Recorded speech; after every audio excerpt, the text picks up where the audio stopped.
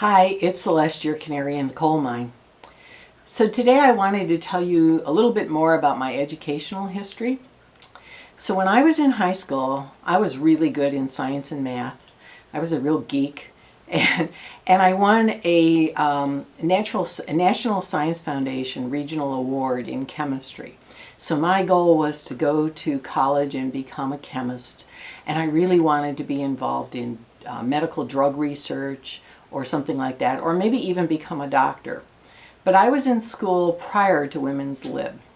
And so as I was going through my education, it became more and more clear between the fact that I didn't get straight A's and the fact that women were pretty much precluded from the medical field in those days if they didn't have just straight A's. I realized I probably wasn't going to end up being a doctor, but I still had hopes for becoming a medical researcher. Then I found out a little later that basically every time I talked to anybody about getting a job in research, they told me to become a high school teacher because I was a woman and they thought that's what women did. So toward the end of my college career, I transferred out of the mainstream chemistry curriculum that would have led to a PhD into teaching of chemistry, because my parents were putting a lot of pressure on me. They said, your goals are unrealistic, they're not going to hire you, you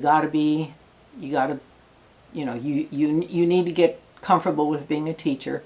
So here I am teaching nowadays, but at the time I was really unhappy about that it looked like I wasn't going to be able to get a job as a chemist doing scientific research. And as it turned out, when I got out of school with a master's degree, I went into the computer field. The computer field was just up and coming at the time, and there were no degrees in computer science. So anybody who was like a math major or an engineering person or a scientist who may have had 2 or 3 computer courses as part of their curricula were real hot for, companies were seeking us out for becoming computer programmers. And because the need was high, I was actually able to get a job at the same salary that a man would have, with my background. Whereas if I had gone to work either as a chemist or as a teacher of chemistry, I would have had a salary about 2/3 the amount of what they would have offered a man. So so my background, my educational grounding is in chemistry, but I never actually worked as a chemist except in the research lab at school while I was still finishing up my education. And I went directly into computers, and I did engineering programming in computers. And so I have a real bent for making things work, for building things and seeing to it that they work.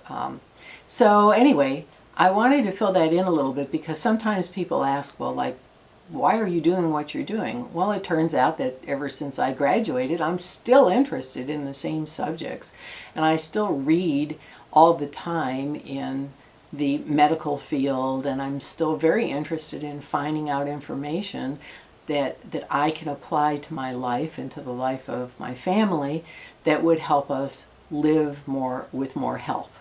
And so when I look at some of these research studies or whatever, and they're talking the big words with all the chemical names and stuff, I actually can understand those things.